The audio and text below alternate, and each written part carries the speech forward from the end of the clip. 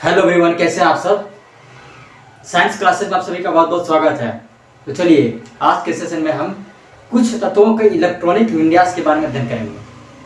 तो आप सभी से निवेदन होगा कि आप सभी जुड़ जाइए ताकि आज की क्लास बहुत बेहतर होने वाली है, जिसमें आप कुछ तत्वों के इलेक्ट्रॉनिक विन्यास को अच्छी तरह से अध्ययन करेंगे। उसके जानेंगे कि विन्यास किस प्रकार होते हैं, KLMN कक्षा में उस किस तरह के विन्यास होते हैं, किस तरह अरेंजमेंट उसका होता है, सारे संपूर्ण अध्ययन करेंगे।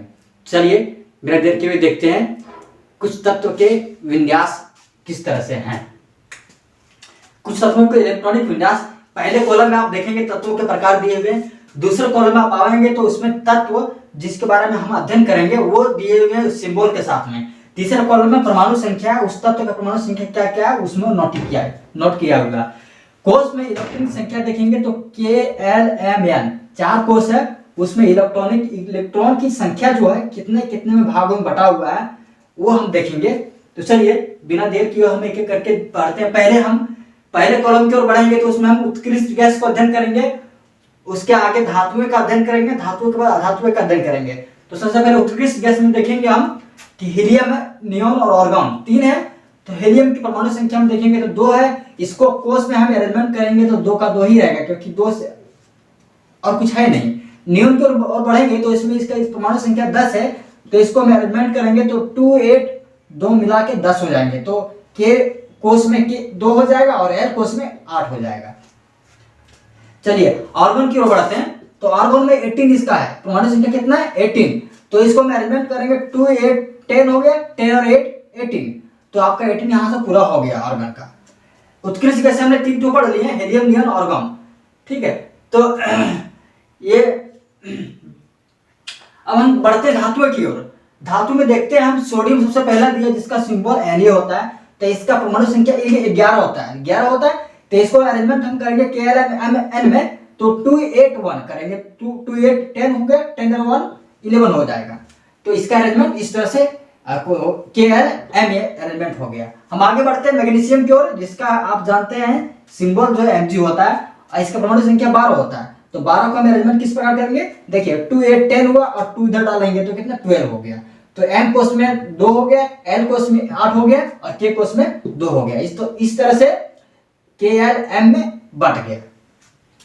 अब एल्युमिनियम की ओर बढ़ेंगे तो इसका जो है परमाणु संख्या 13 होता है। तो इसको हम अरेंजमेंट किस तरह करते हैं, इसमें 12 तो इसमें 13 हो गया।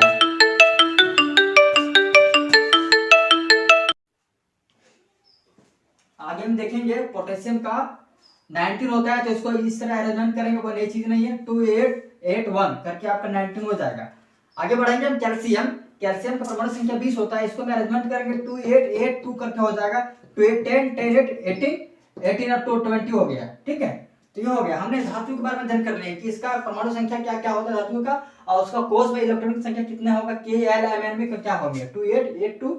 जिस तरह से इतने संख्या यहाँ पे संख्या उसको अरेंजमेंट करके कर देना। मतलब सबसे पहले में मिनिमम 2 होना चाहिए, 2 रहेंगे अधिकतम, और L में अधिकतम 8 रहेंगे, इसमें भी 8 रहेंगे अधिकतम, इधर अधिकतम 8 रहेंगे। ठीक है, लेकिन पहले में अधिकतम 2 रहेगा। तो इस तरह से इतना परमाणु संख्या रहेगा, वो अरेंजमेंट होकर बैठ जाएंगे सब लोग।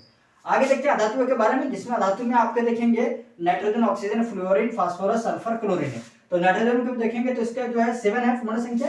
7 का अरेंजमेंट करके बहुत आसान तरीका है, 2 5 का अरेंजमेंट कर दे रहे हैं। ऑक्सीजन की ओर बढ़ेंगे, इसको 8 है, 8 को 2 5 1 कर देंगे तो टोटल मिलके 8 हो जाएगा। ठीक है, अब आगे देखेंगे ये फ्लोरीन का। तो इसका परमाणु संख्या 9 है।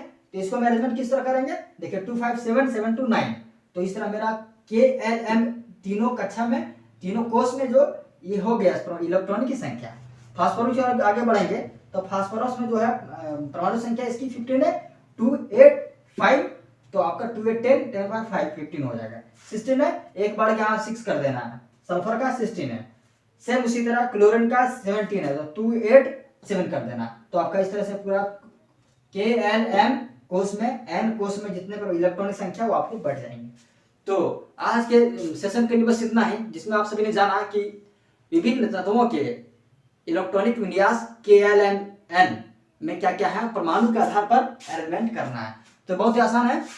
फिर मिलते हैं नेक्स्ट सेशन में और जानते हैं कुछ और स्पेशल जो आपके लिए आपके एग्जाम के लिए बहुत महत्वपूर्ण है। तो चलिए आज के लिए बस इतना ही। धन्यवाद। अपना आप सभी बहुत ध्यान रखिए, बहुत ख्याल रखिए। जय हिंद, जय भारत।